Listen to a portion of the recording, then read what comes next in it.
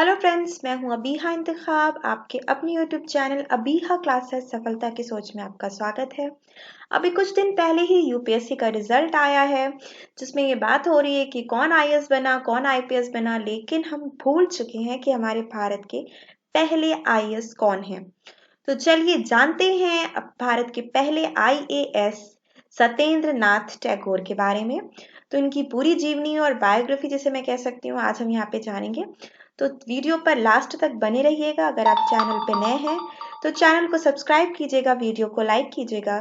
तो चलिए जानते हैं सत्येंद्र नाथ टैगोर के बारे में। सत्येंद्र नाथ टैगोर बहुत पुरानी ये पिक्चर मिली है सत्येंद्र नाथ टैगोर की।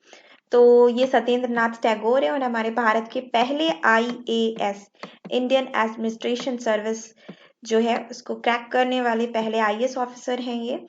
तो अब आगे जानते हैं इनकी जीवनी यानी बायोग्राफी के बारे में। तो इंडियन सिविल सर्विस ज्वाइन करने वाले पहले भारतीय सत्येंद्र नाथ टैगोर का जन्म 1 जून 1842 को कोलकाता में हुआ था। सत्येंद्र नाथ टैगोर की शुरुआती शिक्षा कोलकाता में पूरी हुई थी। इसके बाद सत्येंद्र नाथ प्रेसिडेंसी कॉलेज चले गए। सत्येंद्र नाथ टैगोर की पत्नी का नाम ज्ञानंदिनी देवी था। दोनों का विवाह साल 1859 में हो गया था। उस समय बाल विवाह होता था, तो इनका भी बाल विवाह ही हुआ है। तो 1859 में इनकी शादी भी हो गई थी। और सिविल सर्विस परीक्षा की शुरुआत की अगर हम बात करते हैं तो देखिए, ये 1842 में इनका जन्म हुआ और फिर भारत में सिविल परीक्षा की शुरुआत साल 1854 में होती है। इसकी शुरुआत अंग्रेजों ने की थी। दरअसल ईस्ट इंडिया कंपनी के लिए काम करने वाले सिविल सर्वेंट को पहले कंपनी के निदेशकों द्वारा नामित किया जाता था। इसके बाद लंदन के हैलीबरी कॉलेज में इन्हें ट्रेनिंग के लिए भेजा जाता था। यहाँ से ट्रेनिंग पूरी करने के बाद ही भारत में तैनात किया जाता था। सिविल सर्विस कमीशन का गठन, तो ईस्ट इंडिया कंपनी की इस प्रक्रिया को लेकर कई तरह के सवाल उठने लगे, क्योंकि इसमें भारतीयों को बराबर मौका नहीं मिला था। जिसके बाद 1854 में लंदन में सिविल सर्विस कमीशन का गठन किया गया, जिसके बाद भारत में अधिकारियों की नियुक्ति के लिए सिविल सर्विस की परीक्षाएं होने लगी। अब देखिए, अंग्रेजों की यहाँ पे अगर हम चाल की बात करते हैं तो अंग्रेजों ने भले ही दुनिया को दिखाने के लिए सिविल सर्विस कमीशन का गठन कर दिया, लेकिन वो बिल्कुल नहीं चाहते थे कि कोई भारतीय इस परीक्षा को पास कर सके। आज हम कहते हैं कि यूपीएससी का सिलेबस बहुत टफ है, बहुत ज़्यादा है, लेकिन अगर हम उस समय के सिलेबस को देखेंगे तो जैसे कह सकते हैं हमारा दिमाग खराब हो जाएगा कि इतना टफ सिलेबस था और इतना मुश्किल सिलेबस था, और उस समय रिसोर्सेज भी बहुत कम होती थी। तो देखते हैं कि अंग्रेजों ने कितना डिफिकल्ट बनाया था उस एग्जाम्स को, और उस एग्जाम को कोई इंडियंस को क्रैक कर पाना बहुत ज़्यादा मुश्किल होता था। ऐसे में अंग्रेजों ने तय किया कि ये परीक्षा सिर्फ लंदन में होगी। सबसे बड़ी मुश्किल तो ये कि सिर्फ लंदन में होगी। ऐसे में किसी गरीब भारतीय के लिए लंदन पहुंचना नामुमकिन था। दूसरा, परीक्षा के सिलेबस को इस तरह से तैयार किया गया कि भारतीयों के लिए परीक्षा मुश्किल हो जाए।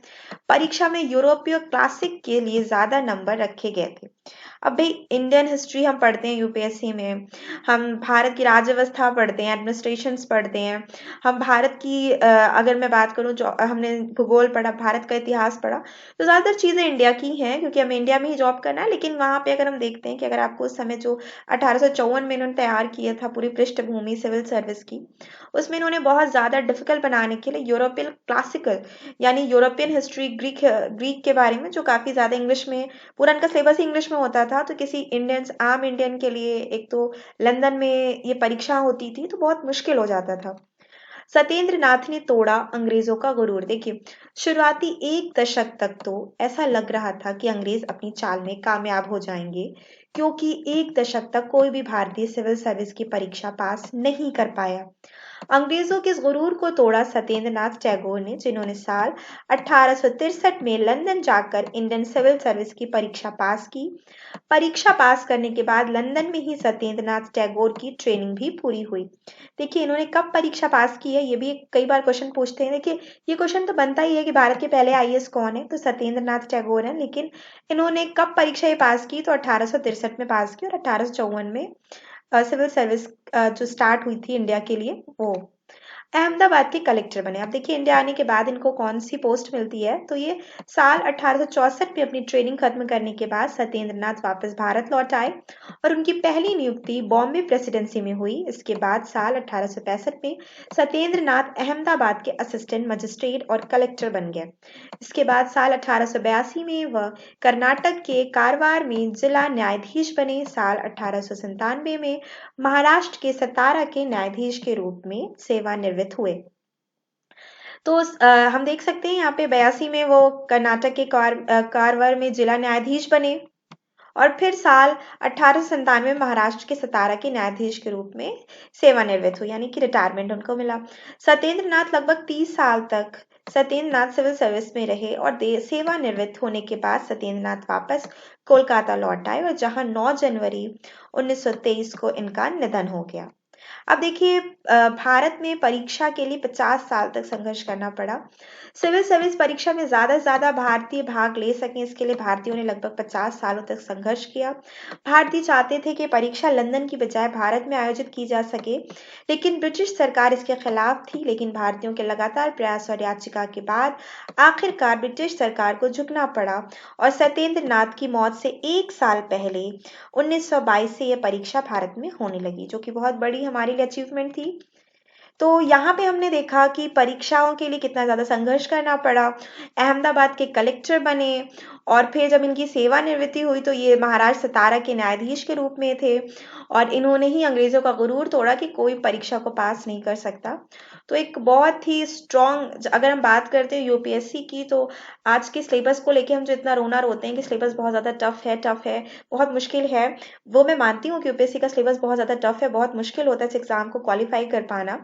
लेकिन अगर मैं सत्येंद्र नाथ टैगोर की अगर आज हम बायोग्राफी जीवनी पढ़ रहे हैं तो ये आपके लिए बहुत बड़ी प्रेरणा का स्रोत है कि देखिए इन्होंने उस समय जब पूरी कायनात इनके खिलाफ थी, जैसे कह सकती हूँ मैं, फिर उन्होंने आईएएस का एग्जाम क्लियर किया। तो फिर आज तो आप पूरी कायनात आपके साथ है, ये कहा जा सकता है, क्योंकि आप भारत में रह के इसकी तैयारी कर सकती हैं और साथ ही साथ आपका जो सिलेबस है वो इंडिया से रिलेटेड है, कोई लैंग्वेज की भी बाउंडेशन नहीं है। तो और इसके फॉर्म भी बहुत जीरो बैलेंस पे फिलअप होते हैं। लड़कियों के लिए तो ये एकदम ही फ्री ऑफ कॉस्ट इसके फॉर्म होते हैं यूपीएससी के। तो अगर आप यूपीएससी की तैयारी कर रहे हैं तो आपके लिए वीडियो बहुत ज़्यादा हेल्पफुल होगा सत्येंद्र नाथ टैगोर का। तो वीडियो को शेयर कीजिएगा और लाइक कीजिएगा और कमेंट ज़रूर कीजिएगा कि आपको कैसा लगा। तो आज का वीडियो बस इतना ही। थैंक यू दोस्तों।